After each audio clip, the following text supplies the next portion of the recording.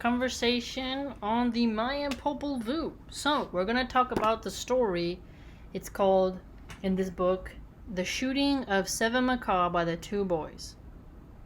So, here we go. This is the great tree of Seven Macaw, a nance, and this is the food of Seven Macaw.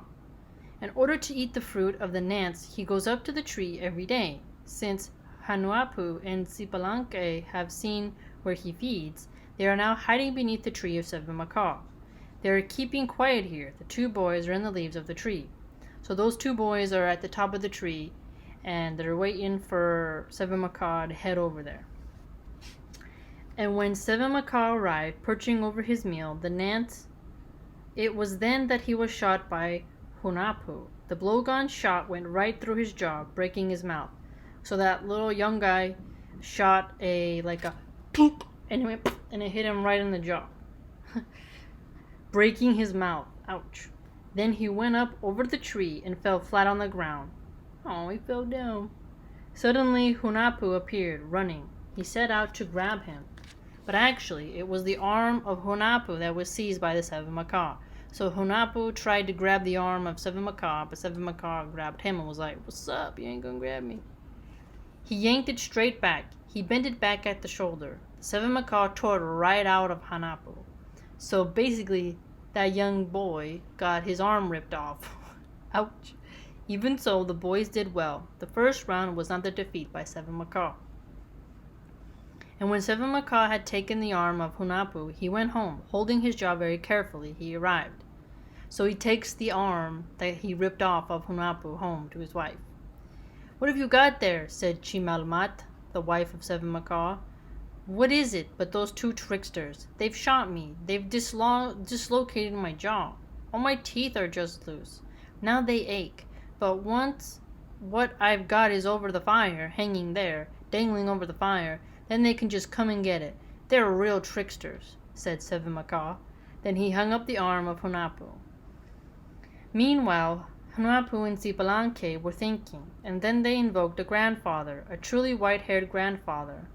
So those two boys, the two trickster boys, are calling to their ancestors.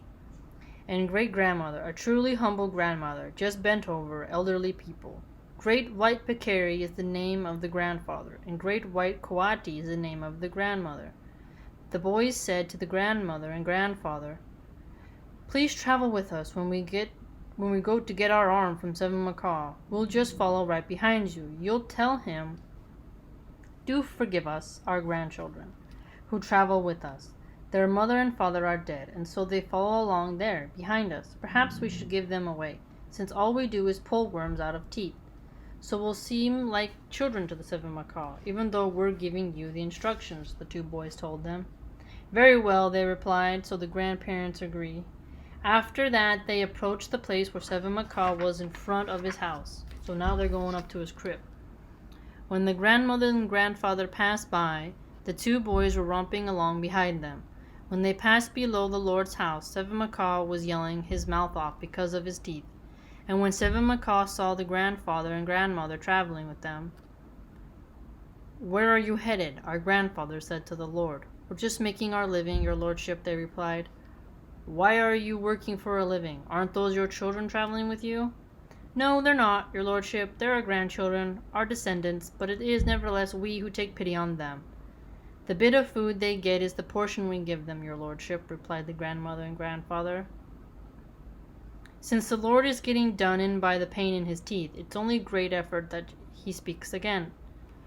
"I implore you, please take pity on me. What sweets can you make? What poisons can you cure?" said the Lord. "We just pull the worms out of teeth, and we just cure eyes. We just set bones, your lordship," they replied. "Very well, please cure my teeth." So Macaw wants his teeth cured that the boy shot. Remember they dislodged his teeth? Now he wants some help. "They really ache every day. It's insufferable. I get no sleep because of them. And my eyes, they just shot me, these two tricksters. Ever since it started, I haven't eaten because of it. Therefore, take pity on me. Perhaps it's because my teeth are loose now." "Very well, your lordship. It's a worm, gnawing at the bone. It's merely a matter of putting in a replacement and taking the teeth out, sir." But perhaps it's not good for my teeth to come out, since I am, after all, a lord. My finery is in my teeth and my eyes. But then we'll put in a replacement. Ground bone will be put back in, and this is the ground bone. It's only white corn. Very well, yank them out. Give me some help here, he replied, and when the teeth of Seven Macaw came out, it was only white corn that went in as a replacement for his teeth.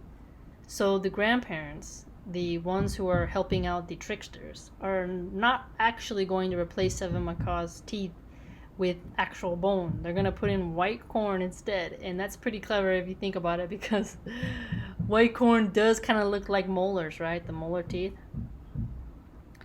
Just a coating of shining white, that corn in his mouth. His face fell at once. He no longer looked like a lord. The last of his teeth came out, so they pulled out all his teeth. Ouch. The jewels that had stood out blew from his mouth, so now they got the jewels too, because remember he had a grill? And when the eyes of Seven Macaw were cured, he was plucked around the eyes. The last of his metal came off. Still he felt no pain. He just looked on while the last of his greatness left him. It was just as Hunahpu and Xbalanque had intended. And when Seven Macaw died, Hunahpu got back his arm, and Chimelmat, the wife of Seven Macaw, also died. It doesn't tell us if they died because of he got all his teeth taken out and his glory, which is his finery, his teeth, right?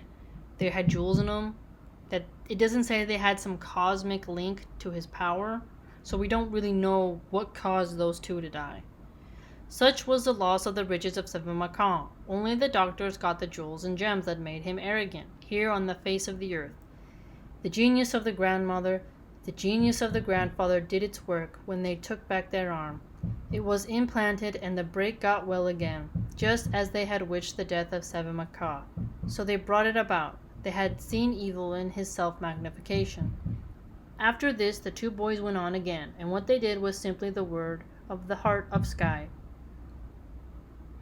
So they were sent to do it by the heart of Sky, and we're supposed to learn that his self-magnification, his pompery, was evil. Interesting. What do you guys think? That's a very interesting story. The lore of ancient cultures, right? I mean, here's the thing. A macaw bird, parrots don't have teeth. So I'm trying to picture a bird human god thing with teeth in it. That'd be pretty terrifying if a bird had some teeth like that. It'd be kind of scary. Now, if you don't remember what a macaw is that giant parrot. It's got that big old beak. They're really loud. They scream a lot. More than my tiny birds do. A very interesting family. And that's from, this story is a Mexican story of the Mayan civilization.